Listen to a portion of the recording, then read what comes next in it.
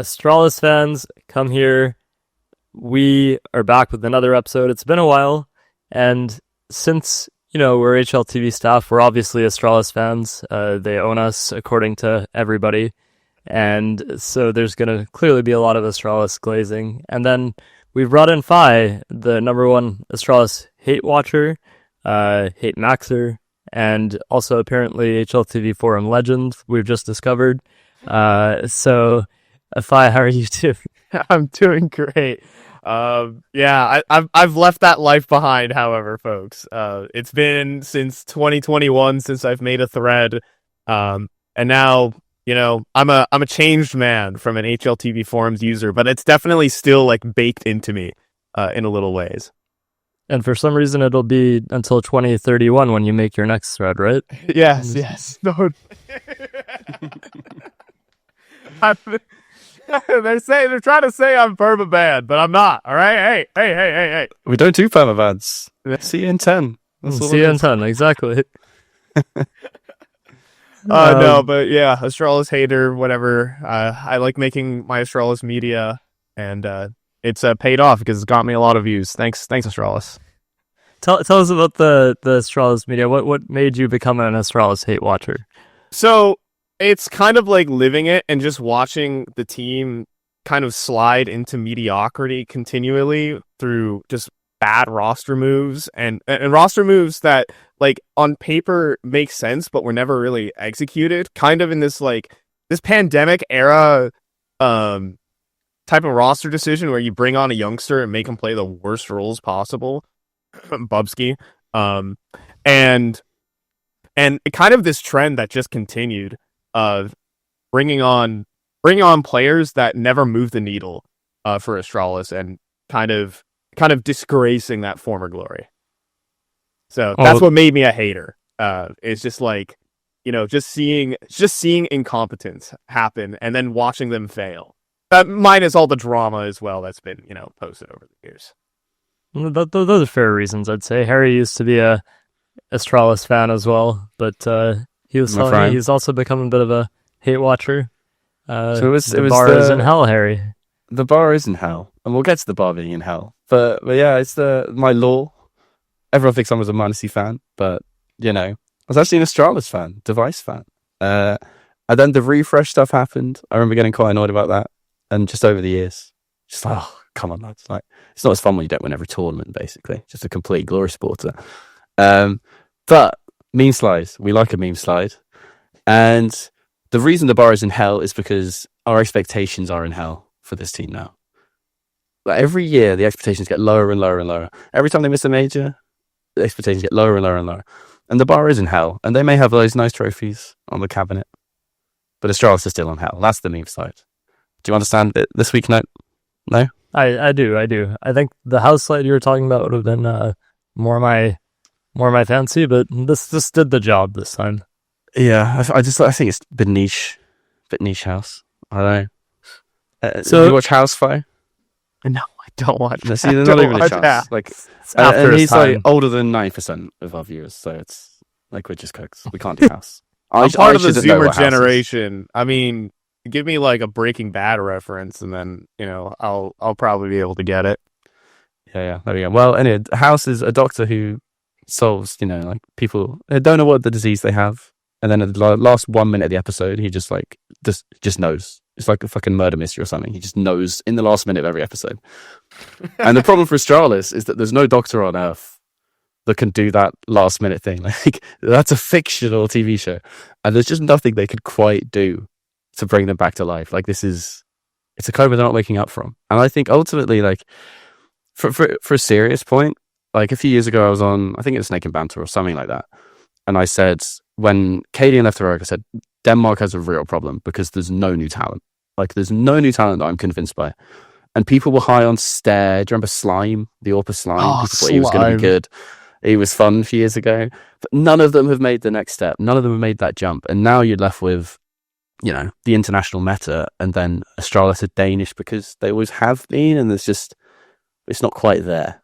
So what I wanted to ask to start fight was, how much do you think it is mismanagement, and how much do you think it is literally just they didn't have any good options? Like, they even tried blameF to get him firepower, right? Well, here's the deal: is they've kind of put themselves in a terrible spot by picking up Staehr and Yabby because they're locked in, right? They can't justify giving up these two players right now because of the circumstances and the money that they've paid, the sunk cost fallacy of having these players. And is it based off of mismanagement? Well, in that pickup, with a new game on the horizon and picking up new players without actually understanding how good they would be in the upcoming metas right now. Staehr and Yabby have struggled in CS2. They have, let's just be flat out, they have just not been good. Stark contrast to what they were in Go.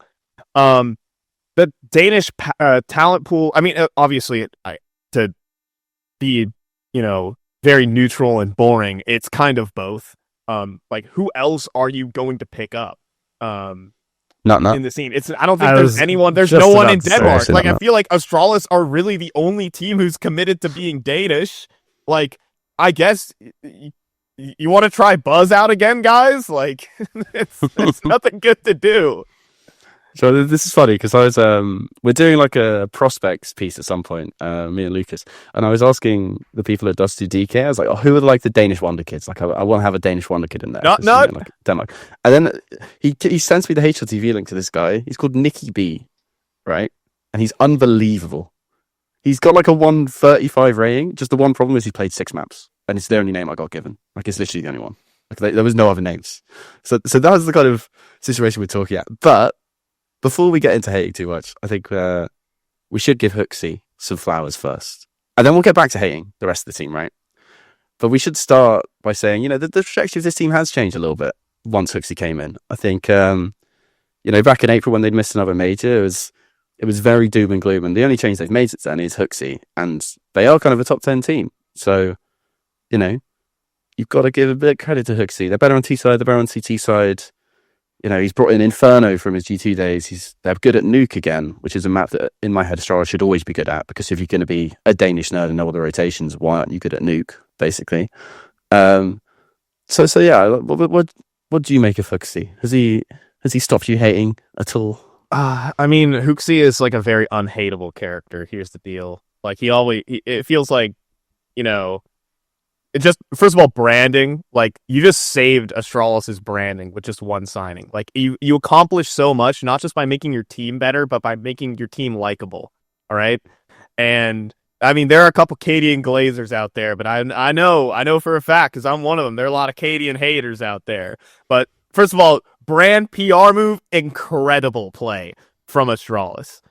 And even just on the in-game leading part, like, he's literally better firepower than cadiaN was. Like, just, it's crazy to say that HooXi was a firepower upgrade as well as being an in-game leader upgrade. Like, HooXi just overall was probably the best pickup they could have made.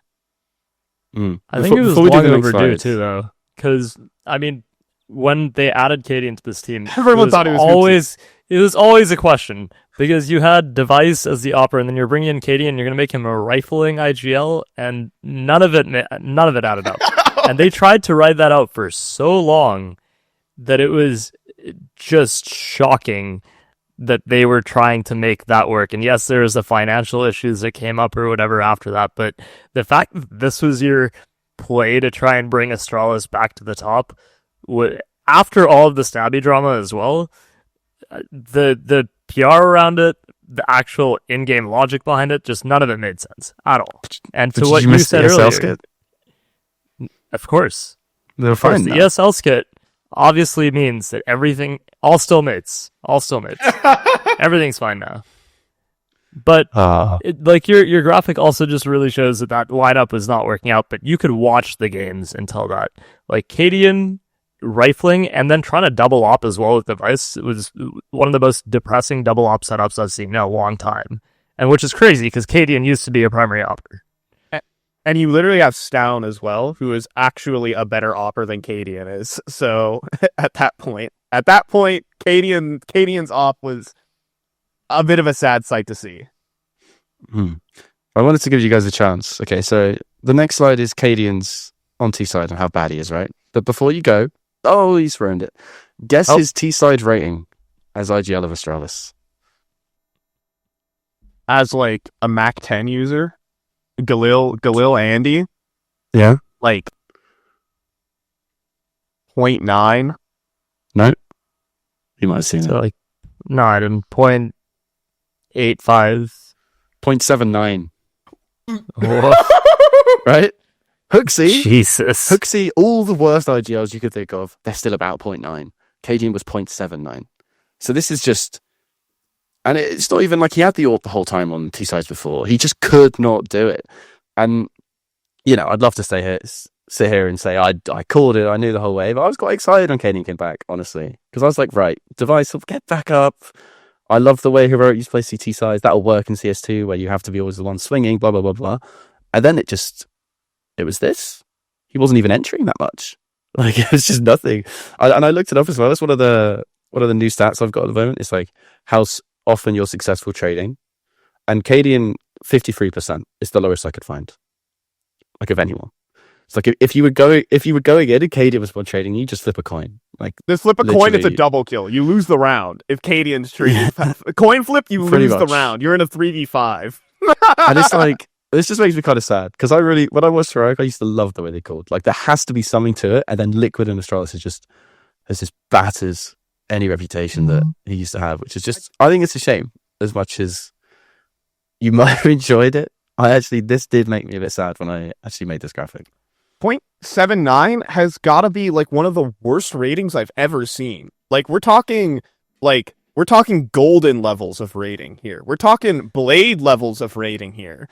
Like, that is genuinely some of the worst numbers you could possibly put up. Like, 0.79 is like, oh, that just like sounds like one bad game. That is like 99th percentile bad. Yeah, and everyone thought he was anchoring. Everyone's like, oh, he can't anchor. He was all right at anchor. He was all right on CT side. He was 0.93 on CT side. He was HooXi level anchor. MP9 going for one. $600 in the bank, baby.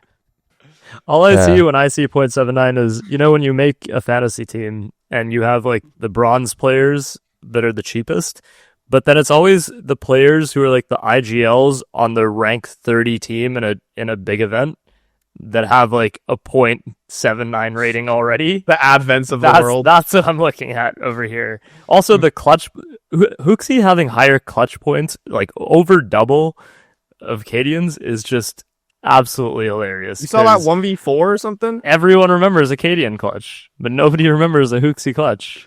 I had to look into this because this annoyed me as well. It is HooXi hasn't won many clutches, but it's a bit of a sample size thing. But I just thought it was funny, so I had to stay in, basically. But HooXi only wins 25% of his 1v1s on TeSeS. Whoa. Of like the 4 1v1s he's ever been in? Yeah, and that is like, he's like 4 and 5, or like 4 and 6 or something, I don't know. It's something stupid, low sample. But how many was cadiaN in then? he won a 1v4. cadiaN, TeSeS 1v1. He was pretty good. 61.5%. So you could still remember a cadiaN clutch. You could because he was baiting everybody. No, he was getting his 0.1 flash assists every round. Of course. Like, no one else can throw those flashbangs. He's like Shiro out here, dude. He's crazy. Yeah, pretty much. But yeah, so we tried to be positive, but we ended up just hating on cadiaN. But that's okay. That's fine. Because it shows that they did make a right move putting HooXi in. And I've got to be negative again. And it annoyed me that he was on trial for an event. And I don't know if that was because of the financial stuff or what, but it's like, bro, we told you to sign HooXi like a year ago. And I think it was the financial again? stuff. They were saying around that event that it was partially the financial stuff, at least. Okay. We'll let them off. But yeah, I mean, because what are they in the world now? Like, they are actually coming up a little bit. I think it's, they're number 6 VRS. Yeah, they're 6 VRS, which is like guaranteed major. Yeah, HooXi's got them a major back. So that's the good news. That's where we have to start, basically, to try and bring the train back on the rails. Let's stick for the VRS. HooXi's made an impact. The question is whether you think it's sustainable impact. And I look at it and I think maybe it isn't. But I don't know. Do you think they'll be sixth in the VRS after the major, Ivy? No. Dog. They, I mean, I think they'll hang around the top 10. I feel like them bombing out of Cologne in like 13th, 16th, is not going to happen as frequently as people will think. I think they'll hang around the top 10, but they will not come close to the elite teams. We saw that versus MOUZ as they just stood no chance. That was just here at Bounty. No, I don't think Astralis are going to be number 6 after the major. Top six is just definitely way too far up there. I think Astralis, they really benefited from their second place run, but also they brought in HooXi, who helped revitalize the team a little bit at a time when a lot of other teams were already considering making changes or were going to make changes after the break. So you're in this like weird window where other teams are also rebuilding their rosters or trying to like integrate new players. So you have a bit of an advantage in that sense that like there's a bit more parity. If you think they're actually going to hold on to 6th, as we have teams like Falcon start to stabilize with Kyosuke, or you have, MOUZ playing better, you have Spirit coming in with TeSeS and his way, like that, it's just not going to happen. I think if you want to argue that they could be around the top 10, there's a conversation there. Like 10th, 9th, around that area, sure. But I think 6th is just that's unless they really start changing something that we haven't seen yet, unless the Staehr role change somehow changes the team entirely and makes them the most stable Astralis we've seen in a long time, I don't think that's going to happen. And it's also worth bearing in mind, they're 11th on a real ranking. So, like, as much as everyone's like, oh, get rid of HLTV ranking, get rid of HLTV. It's here so that when VRS does its stupid recency bias thing from Astralis playing Fisher Playground and not even beating Tyloo, like, that's why we still have HLTV ranking, because they're not even top 10. But yes, I think it's time to talk about the riflers before we get too carried away being nice about their VRS ranking. Because, and I'm going to do an unpopular opinion here, and I know this is going to upset Fi. I think Staehr is probably one of the most overrated players in Tier 1 at the moment. Because everyone for 2 years has been telling me how good this guy is, and it's just his roles. And he is in donk roles, and nothing changed. Literally nothing changed. He's the same. He's still a 1.04 rating player. Tell me why I'm wrong. I mean, on Yes. CT side, he's. I mean, at least he's ramp anchor on Nuke. That's for certain. He's not running around outside anymore. I mean, my emphasis is on Stown. Just being, here you go. You see Staehr and Yappy's swapping roles. I mean, Yappy's just over here, playing side anchors and whatnot. But I feel like the real issue is that Staehr actually has to. I don't know, man. He has the best mechanics on Astralis, and that's why I rate him highly, because Astralis are a team that just struggle with firepower. Like, they just get rolled by the top teams. And that's why I'm still high on Staehr, despite, some underperformances. He's the only hope they have competing against elite teams. Mm-hmm. I think I agree with that. And I'll temper my... I was basically just trying to bait you. I don't actually Success. But... to be clear, I woke up to a message from Harry this morning that just said Staehr is overrated. So I think he is. But only because everyone hates what Yami sounds so much that they just kind of have to be nice to someone, basically. But I think this role swap, this is clearly HooXi, because Rug has been there for 2 years and this hasn't happened yet. I think it's one of the most obvious things I've ever seen. Like, Yabby's literally got that like high headshot aim. He's anchored before in Copenhagen Flames, like just one of those kind of weird mechanical styles where it just seems to make sense. He's an anchor. Like, I can't believe this didn't happen before, because when they changed Staehr's T-side roles, they were all saying, oh, he's the most aggressive guy. It makes so much sense for him to be space taking. And we were all like, yeah, that does make a lot of sense, doesn't it? And then they just kept him playing floor on Nuke for the last year. So I think this is a good change, and this is HooXi doing what HooXi does best and making people more comfortable than they were previously, because that's why you bring in someone like HooXi, right? And Staehr has said every time he's in interviews, like, I love HooXi so much, I have so much freedom, I have a 1.08 CT rating now, I'm so good at the game now, thank you, HooXi. And that is a good thing, and I think this is a much better balance for Astralis going forward. But yeah, shall we talk about Staehr then instead? Well, no. Before we talk about Sound, though, I think you, at least from the eye test, I feel like you're doing Staehr a disservice, because watching him actually play the game, like I mentioned, his mechanics are really good, but also on top of that, his decision making is actually probably one of the best on the team as a whole. And I think a big part of the reason that they've actually improved since HooXi joined was the fact that he's been utilized a lot better overall. And I think the way that Astralis are playing around him has helped. And also he's freed up, like, when you don't have Staehr being like the primary person who has to make something happen, because let's be honest, Staehr just doesn't do that half the time. He crumbles himself. Before we get into this, then when you have Staehr actually providing that second rifler role where he can activate, and then Yabi as the third player who's able to usually be pretty stable. Like, Yabi's actually surprised me the most on this roster in terms of a player I didn't expect to find the amount of stability and impact that he has. But that being said, I think Staehr has probably the highest peak, potential peak going forward. And I think we just haven't seen how far he can make that work yet. But with these roles, I think that'll be the true test. I think it's too early to say that he's overrated or that he hasn't really had a chance to play those roles and show us what he can do yet. So I think that your overrated comment, Harry, is triggering me. Well, I'm glad to trigger you. You triggered me. It's more fun this way. But I think it's more just, I see the same things when I watch games, when I get my face out of spreadsheet for a change. Like, he does seem a smart player, but when I think about a ceiling of, this is a star player on a top 10 team, and it's not his fault he's a star player on the top 10 team. He's only there because they tried the other two and it didn't work.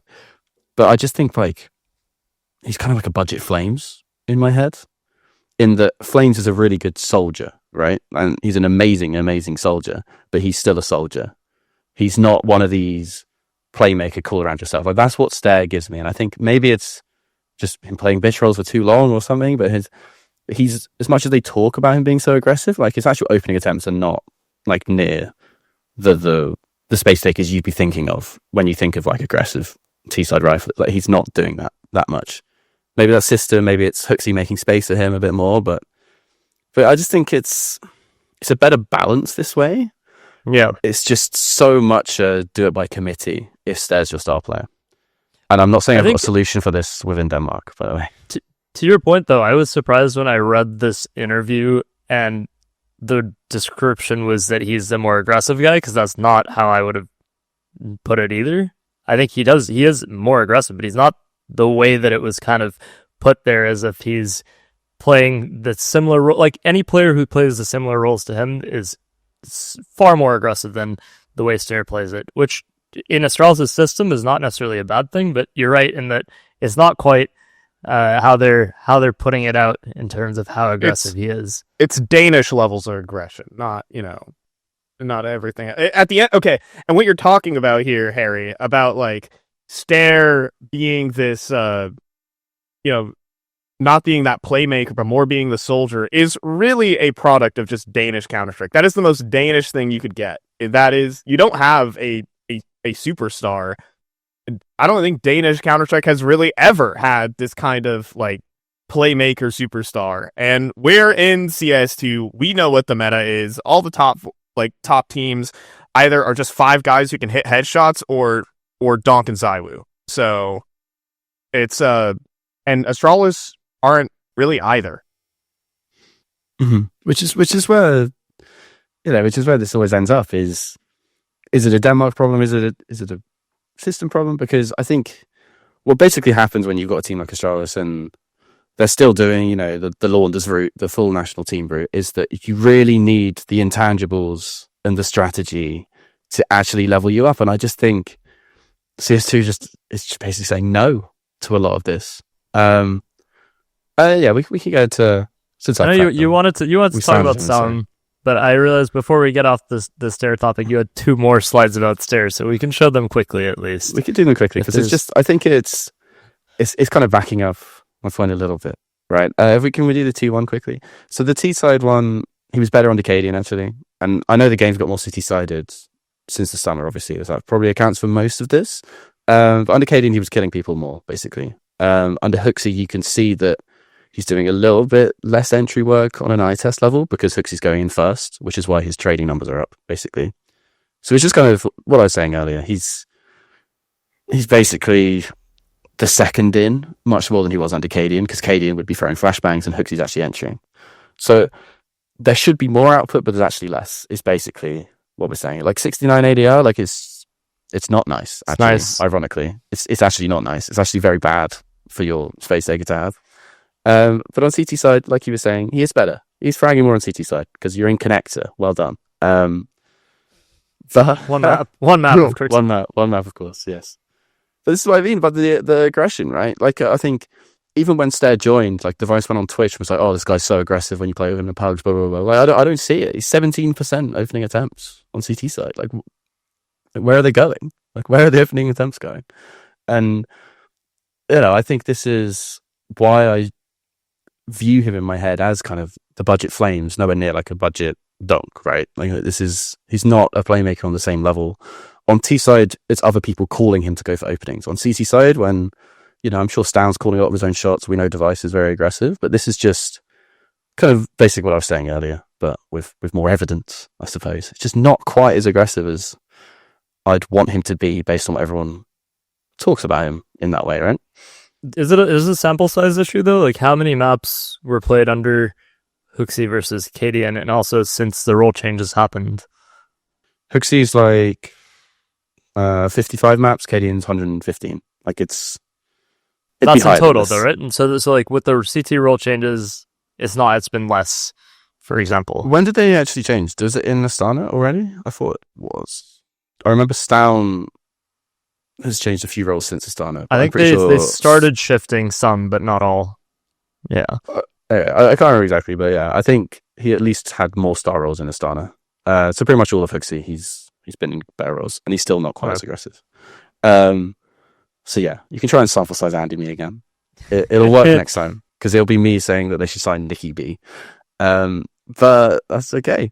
That's fine. But it was more the more reason I was asking was based on what you said earlier, which I agree with, is that if you've been playing those roles for so long and you've been less aggressive in some of these anchor positions, it does take a while to readjust to trying to be more aggressive. And it's different when you do it in a PUG versus when you do it in team games. So, I mean, obviously everyone knows that, but it's when you're going from playing a certain way against teams in a professional environment to then having to shift into those aggressive roles, you're actually not getting the same utility thrown at you in, like a PUG where Staehr could be more aggressive versus in a lot of these matches against, Spirit or Vitality or whatever. So I think that there might be a bit of a transition window where we see that will start to uptick, or at least I hope so, because if it stays like this, I don't really know if they're going to make any forward progress. And we have seen him put it together, right? I think the 2 PGL Arena events, he was amazing in both in playoffs. So like this is why there's a lot of good press around Staehr, is that, he did the exit interview, that's like plus 12 months on his contract, basically. But also when he has put it together, you can see there's there's a player there that could be the third best player on a really good team. Like absolutely, that's exactly what I can see. I just think they're putting too much on him, basically. I will say, like, Astralis have won one single big event map. This is since HooXi joined. I mean, obviously since the Astana Grand Final, and Staehr is the only person responsible for winning that one map versus Team Spirit. Just saying, that's real impact there. Hell yeah. So, he went like 17-9, dropped like a 1.5 rating, and won the singular map in the grand final in PGL Astana. So that's real impact there for Staehr. Anyways, case closed. Yeah, sure. And actually, this just reminds me, because it's, again, we're doing slander again. But because in my head, it was like, when was the last time Astralis beat a top 5 team? Because I was just like, have they beaten a top 5 team for like the last 2 years? And we looked, and it was the Mongols' inclusion of poker with cadiaN in groups, I think. And you're like, what? So this is the thing, it's just like, I really respect HooXi as a caller. I just think they're going to come up against this massive brick wall of the top 5, because what we're basically saying is, can you be as good as MOUZ with worse players but speaking Danish?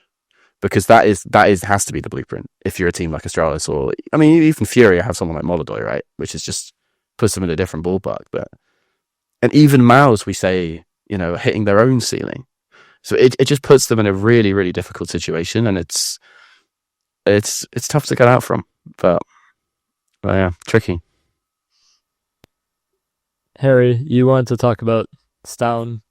Not sure what I want to talk about particularly. Staehr. Fi wants to talk about Staehr. So Well, maybe we should let Fi start. You should take the lead on this one. What are your thoughts on Staehr, Fi? What do you want to get out there? Keeps you awake at night. All these, like, please, fellas, don't be rating antis. This 1.08 hard hitting rating from Staehr is not real, and boosted by them 13-6 and 13-1ing the rare Atom and Blast Bounty. It's all fake. Staehr is still a massive letdown for this team. Against top squads, he disappears when it's like time to pull off the big upset. Obviously, the Na'Vi series was kind of like the one big outlier, but everything can kind of stack up to it being online. And hey, you know, Staehr's history of being the GOAT online, anyways. Back in 2020 heroic, but realistically, like I see where a player just needs to get one kill. It's a lot of these. I'm just calling it eye test moments. Watching from Bounty, he's put in great positions but doesn't convert, and he's just not giving firepower. He's in fine positions. I mean, even HooXi's bringing it home in interviews after they got destroyed by Furia. It's like, hey, we made all the right calls, but they just shot unbelievably hard, and Staehr is kind of the biggest weak point of this team, where you know what you're getting from HooXi. You're not getting a star player performance, even though he does give it 1 in every 10 maps. But Staehr here is not giving the baseline consistency for Astralis to just get his one and set up the players rotating in, especially on CT side. I think I agree with that. I think on an eye test, Staehr is one of those players you're just like, your brain must be so big to have got this far. Like, they just, even when he was in heroic, you knew that he was outplaying people, not kind of outskilling them. Like Yes. It's kind of the epitome of Danish CS, right? It's just, he always seemed one step ahead. And I think, like in football, we kind of talk about, I don't know if this is an American thing as well, but like unicorn players, because they're kind of like unique and they only fit certain systems. And I think Staehr is just, he was so good as that kind of in the IGL roles, cadiaN's lieutenant, trade fragging mainly. Like he was so good at that exact role. And I think CS2 has just kind of killed off the Orping IGL. Well, I guess, you know, and it just made it so difficult for him to make it work in Astralis, because yes, CS2 doesn't play to his strengths because he is the kind of angle holder, trade fragger, whatever, like the more kind of passive type of rifler anyway. And then at the start of Astralis, he's with blameF, and he can't trade blameF. No one could trade blameF. Like it's just not happening.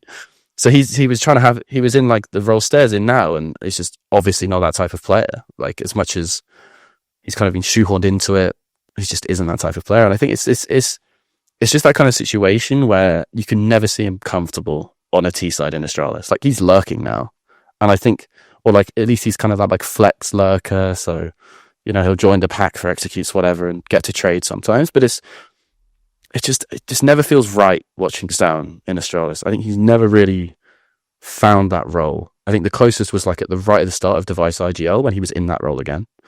And since then, I think you're right. I think the kind of mechanical ability was never the thing with Staehr. And I think he's lost the other part of the game as well now, which is just very difficult. I can't think of a player who I've seen miss more, I wouldn't say easy, but relatively simple spray downs or 3-bullet bursts on players who aren't looking at them as sound in the last 6 months. I think the number of events that I saw him behind a player or make the perfect play, like you're saying, like the right read, he's ahead of a rotation, he's behind a player, he's like a player's getting onto the site and he's about to pull out bomb, and Sound just misses an entire spray. It's shocking, but not like, this is obviously like a outlier mechanical example, but to your point, I think he never became that player again that we thought he would be from Go. He never has had the same kind of ability to find that comfort. And based on the roles that he's actually switched into, I think that these fit him a lot better, because it's some of those positions where you do have more time to play off of your game sense. Like even just going from connector on Mirage to short, like that's the kind of positions that, Zontix was in or something. When you have a little bit more time to, play on intuition, I think that might benefit him, but I still don't know if this will be enough to make him a good player again that is a consistent top player. Because the problem is, if he's not going to be that player for Astralis, who is? Because as we were saying earlier, there's no players they can look to pick up to really fit into this, and there's a bit of a sunk cost as well between the acquisition of Yabi and Staehr anyway. So where do they even go from here in that sense? Mm-hmm. And I think you're kind of summing up the whole Astralis thing. Is like one of my friends who I got him into CS like fairly recently. Like his favorite team is like the Buzz blameF device Astralis team for no reason at all. It's actually amazing. Like the Buzz clutch for heroic is the best thing that ever happened to him. But anyway, so he's like Astralis, and he gets so annoyed watching it. It's actually hilarious because they always make the right read. Like this Tyloo grand final was just like, if you want to sum up Astralis, just watch that, because Jamyoung will just run behind them. They're like they read the stack, they go to the right side, and then Jamyoung will just retake anyway with like 4 seconds left on the bomb or something. It just kills 4 people. And it's like it must be so infuriating, not only for HooXi calling the right round or whatever, but also for someone like Staehr who does like, and I think the reason he was those praise is because he's like trying to be like a chess grandmaster in my head. He's always like thinking about the next kill. It's like, when you do this in matchmaking, you're like on a flank. Like that's the impression I get, is that because he is so smart, so obviously smart, and with the game sense and everything, is that he just doesn't focus on his mechanics as much. And I think that is just the Astralis story, is, right read, but wrong execution and wrong kind of end of the round. Whereas in that 2018, 2019 spell, like all 5 individuals were on point all the time. And I think, it was just maybe a bit of a miracle that they were able to do both at the same time, because I don't know who's been able to since. Astralis are trying to play like win by committee Counter-Strike, but they don't really have the team that is win by committee. Like they're like MOUZ, but kind of worse in every single stat. Is the way I'd kind of frame this squad, right?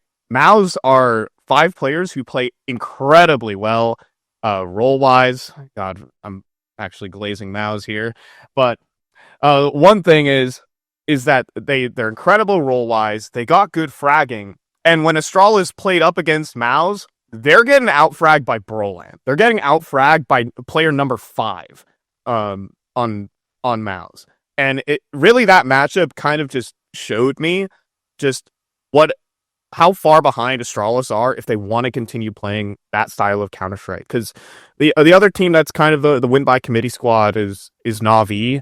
And they were able to take him down online, but obviously that goes with some asterisks in there as well.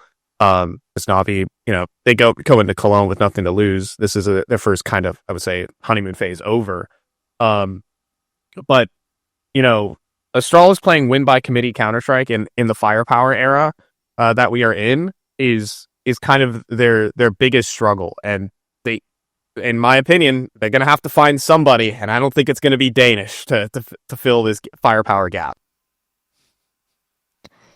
I think one thing that they do still have going for them, at least, is Device is still legit. Yeah, Device is the truth. Mr. Consistent. Did you say no, Harry? I'm going to have to do it again. No, you're wrong, Harry. He's going to do it again. I'm going to have to do it again. Because as Device's number 1 fanboy from 2016, I know what Device looks like when Device is on it. He's not peak Device, that's for sure. Even 2023, he came back and he was amazing. He was in the top 20 and played like not really enough maps to be in the top 20. It was one of those kind of Elige years, right? But when he's on the AWP now, I think, okay, this is my second hot take of the episode. I think he is better on the rifle compared to other AWPers. He's better on the rifle than the AWP now. I think the kind of the new gen AWPers are kind of better on the AWP now. And this is the Skybox thing. So the one that's up right now is without the AWP. And the kind of radar, like the bit in the middle is the average of 910, m0NESY, ZywOo, Shiro, and Torzi. So like pretty good players. And on when a they're rifle, rifling, to be clear. when they're rifling, to be clear. Yeah. And on a rifle, Device is still better than them. Device is still, he's more aggressive than them. He's got higher ADI. He's an 81 ADR rifler as an AWPer. Like that's very good when he doesn't have an AWP, NickyB's right? numbers. Yeah, he's very good. And then if we go back to the AWPing side, the kind of output ones go down. He's very good at utility damage and getting traded, and he's very aggressive. But when he actually has an AWP, he is worse than those kind of Torzi 910 level players. And that's not saying he's bad. It's just, it's not quite the Device we remember from even 2023 in terms of star player. Because I think that's kind of the elephant in the room when we talk about these riflers, is that the reason they're a win by committee team is that Device can't do what he did in 2023. Because he turned 28. And if you are Striker or Peter, 28 is the death knell of any Counter-Strike player.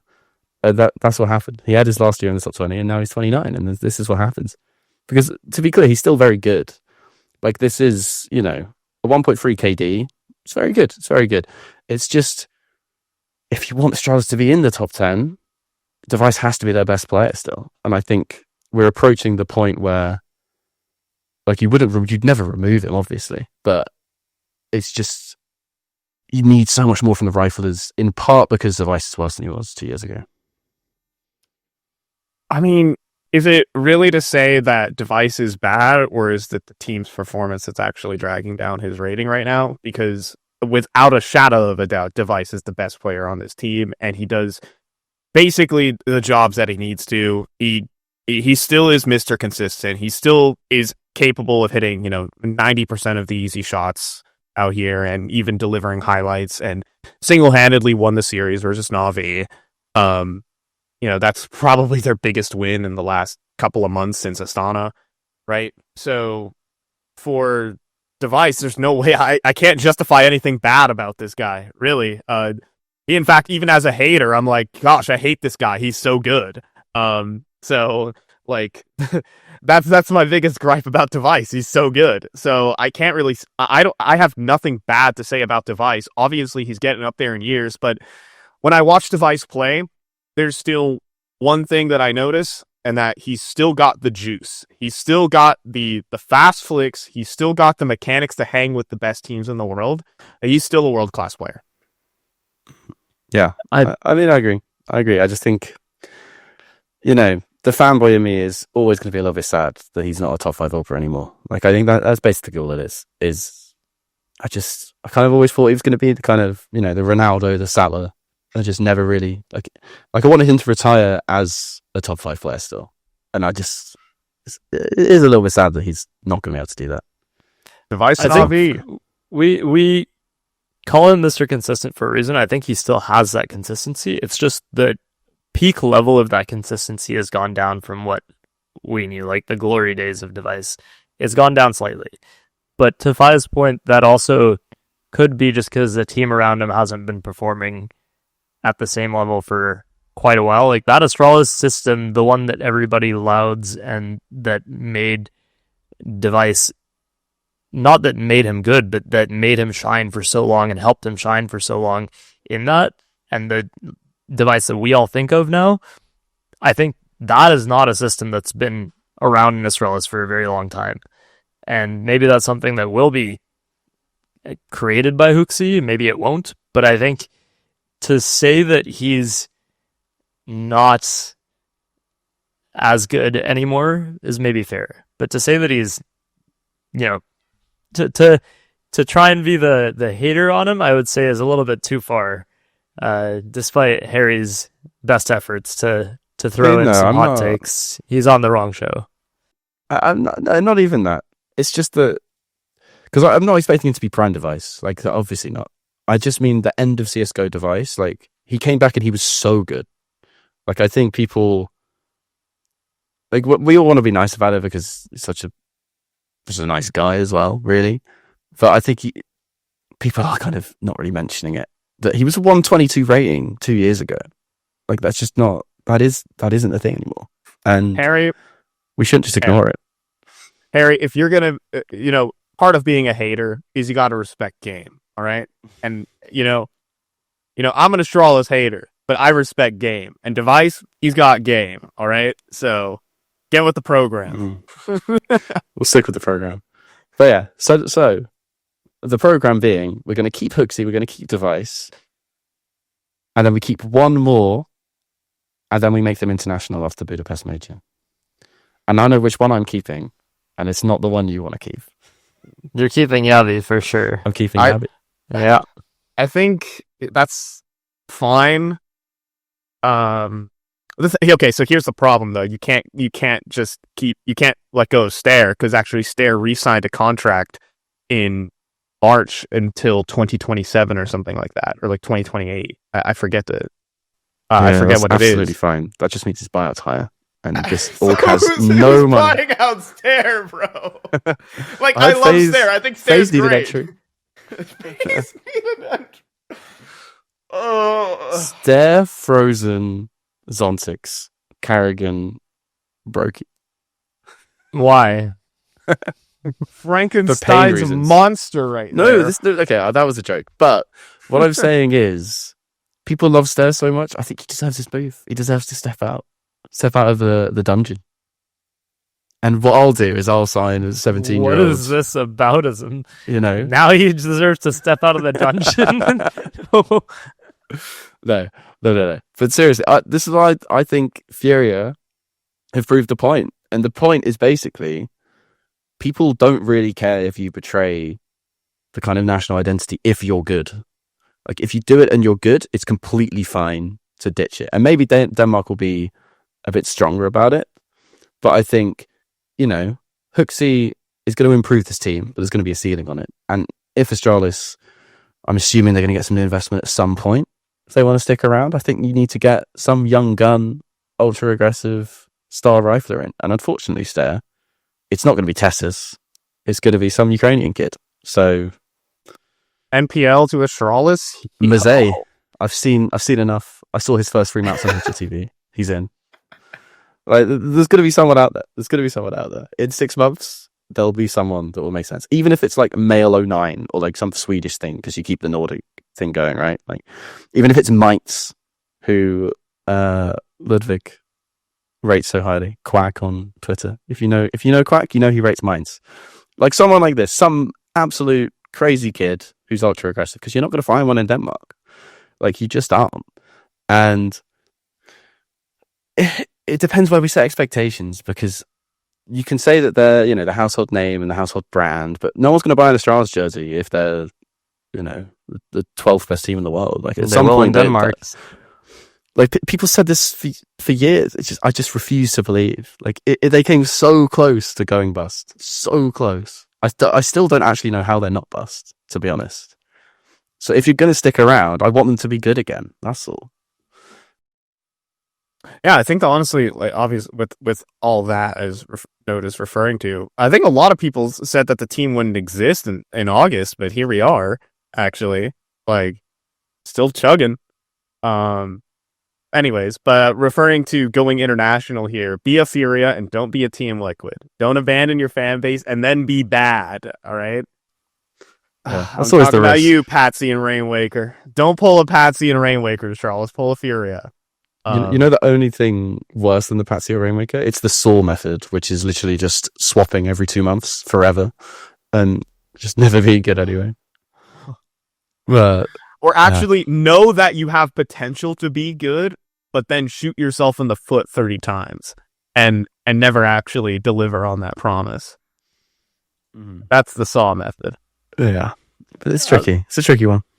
As we were talking about role changes, it's obviously a great time to bring in our favorite segment of HLTV threads. Who knows? Maybe one of these is by Fi on a burner. Since he has to wait 10 years to return to the forum. This thread is simply just called Astralis blameF, and it says, "Please Astralis, get to your sensed and add blame for Staun, instant top 3 team." By base takes with a Danish flag who loves Dick Stacy. I have no words to respond to this comment in this in this 0 out of 8 bait thread. This is where even is blameF these days? Number 32 in the world. Yeah, I know, man. He has a 125 rating. Just saying. but he was the winner of Tipsport Conquest of Prague. So just lost Siberian Soul to fail to qualify for Star Ladder. Oh, by the way, definitely. But he's playing in Draculan Season 1, so exciting. I don't. Again, I mean, what are the non-Danish solutions? Okay, I saw a -Staehr plus sjuush play, but he costs money. NIP is not like sjuush.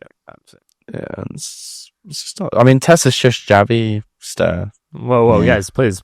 You're getting ahead of ourselves. The thread suggestion is -Staehr plus blameF. Where's the commentary?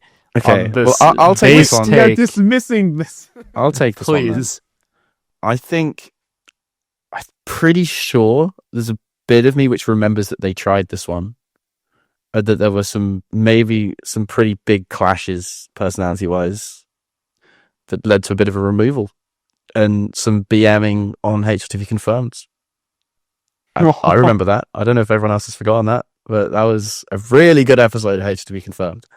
And I think it means we're not going to see blameF in Astralis again, even though he's probably the only Danish player who could actually be a star player on a top 10 team. He's just got a lot of baggage, and even Staehr couldn't carry that baggage. So, okay, well, we'll take a pivot then. This one's brief. You might not even have to comment on it, really. But it's by a person with a flag from Chad, named still_no_majors, who loves Nico. And the thread just says, Astralis lost, therefore, good day for Counter-Strike. Bankruptcy, let's go. Man after my own heart. Yeah, well, they've already sacked everyone, so it's not even like you can be sad about the jobs leaving. Like, it's literally just the players. Like, one guy using ChatGPT for socials. Like, it's literally all that's left. So sad. We have someone who's a little more positive. Name is Abibas, who loves Lake with a German flag. He says, this Astralis. And the thread says, probably the most entertaining and stable in the last 5 years. HooXi was needed long time ago. I don't really know what they were thinking with cadiaN at the first place, but I can say this is something I can call a contender, at least for playoffs for now. I mean... Yeah. That basically sums up his podcast. Just a fact. Yeah. Yeah. I mean, we were a bit nicer at times, I think, but yeah, I mean, he's completely right. There's not really much we can add. And then we move on to a thread by Godsuke with the Finnish flag, who loves Kiyosuke, and it says, "Astralis will win." Oh, this is about a specific match, actually. This must be about the Navi match. Oh, it's post-Navi match, and it says, Astralis was able to best Navi in an online setting where their star player Mikaze is most comfortable in. MOUZ probably didn't expect to get picked by Astralis, which means less preparing time, but more for HooXi Giga Chad. He has been cooking strats for almost a week, and while Device has been waken up and Stabby finally performing studio, MOUZ will be stomped. Jimmy still recovering from Donk humiliating them, and Brolin trying to anti-strat the Godsi, not to be confused with Godsuke. 3.7x is way too much for Astralis to win. Should be 10x for MOUZ because Astralis will be back. Not as back as Falcons since Godsuke signing. You're welcome. Please hire me as an analyst right now. Is he still available? So looking at this after the match. It's not his finest work. We'll leave that one there. I started reading it and I knew what it was about, but I had to go through it knowing the result. So, but we shouldn't lean into results-based thinking. We're not a results-based thinking podcast. And in that MOUZ game, there was a round or two where I could see what he meant. 1 or 2. But they've just got to extrapolate that, and they'll be fine. 1 or 2 of the 38 rounds that were played. Crazy. 38's quite a lot of rounds, to be fair. We're not Like a 13-8? results-based podcast. That's why we like Staehr, and you can't tell me anything That's true. different. That's true. He's a friend of the show, I'm sure. But and that's what we then need. finally, We're still lacking that. we have a comment we found in a interview from Yabi about Staehr's rules, changing rules with Staehr just before the podcast started. And this one says, "No need to keep Stabby if Staehr is playing aggressive roles. Just get TeSeS when he's benched." Harry, how do you feel about this? Considering it's removing the one player you wanted to keep and getting rid of the one you did. Wait, who did you want to get rid of? Staehr. He wants. He no, wants no minus need to Staehr keep plus TeSeS. Stabby. No need to keep Stabby if Staehr is playing aggressive roles. Just get TeSeS when he's benched. But you'd have TeSeS in the aggressive roles. I don't understand. I mean, I know TeSeS hasn't played aggressive roles You're the one this who linked year. this thread, so you have to explain now. Wait, I we didn't read forgot it, right? about Magisk. Wait, we forgot about Magisk, guys. I did not forget about Magisk, actually. Just didn't bring him up. But this is so sad. Why did we do Astralis? My two favourite players, Magisk and Nohte, and I've now just killed both. I can't believe it. I hate 2025. This is just upsetting. Get me on here. There's also a follow-up comment that says, or minus down plus sjuush. Let Jabby and Staehr play aggressive roles. God anchor sjuush to play passive. Can we I mean, bring up one That would be slide nice. for this quickly? But Yeah, the Astralis roller coaster one. yeah, one Because- moment. Okay, it's going to say he's closed the tab. I had closed Because- the tab, but don't worry. We're so I do back. not want to see Yabi in rotate roles again. And this will show you why. Do you see the massive dip? That's when he's in rotate roles. And you see the massive climb? That's when he's anchoring with HooXi calling. So Yabi's my anchor and he's my lurker. And we're going to be signing some crazy aggressive riflers to be the other two players. And they're not going to be Danish. And that's the blueprint. And, if they had any money, they'd hire me as GM this instant. So Harry's solution is go international. Fi, what's your solution as we look to wrap up the show? What's your It's definitely Astralis not pick hope? up blameF, so I think we're going international here as well. I mean, that's what the next best Danish team is. I mean, it's not even OG anymore. They ain't even Danish majority. It's literally ecstatic. Yeah, Nut. Like, yeah. if Javi wasn't such a good anchor, we'd get Nut. But he's gonna have to wait his turn. That's all it is. It is. I mean, now they're no longer Danish speaking team. I mean, I think everyone on the team speaks good English anyways, so wouldn't be that big of an issue. But yeah, solution: go international, get Magisk, and yeah, all right. That one Don't didn't know how really you're go going to over leave us well. with that. That's here. I thought it was going so good, and then So I've got one more bit of bad news before we end. NickyB, my prodigy. oh no, he's recorded more maps, hasn't he? People It's- maps. It's gone. It's gone. And, after a 1.45 and 1.61 rating in his first two events, he's 106.98, 121, 100. And the first two events were Power League. So Okay. we might not have a prodigy on our hands. He still could have it. He still could do it. No. Honestly, I've mentioned his name did now. get So when he's the best player in the world 2-0'd. in 2 years. He did get 2-0'd by Big Academy, so Look. that still He's gives 20, him give the him time. 1.15 average. Harry, come on, Yeah, it's still 1.12. Look, but look at Mainz. Look at Mainz. Because this is where Astralis is shopping now. Oh, Mainz is only worse. 113. Oh, never mind. It's over. It's just over. Anyway, to wrap up, anything you want to leave us with? Any forum threads we should look forward to from you in the future? Anything? Any closing comments you want to? they won't let me post a forum thread because I haven't posted enough replies. So please, in addition, Jonathan E. unban me for my 10 years. I will post great content for the forums on my burner account.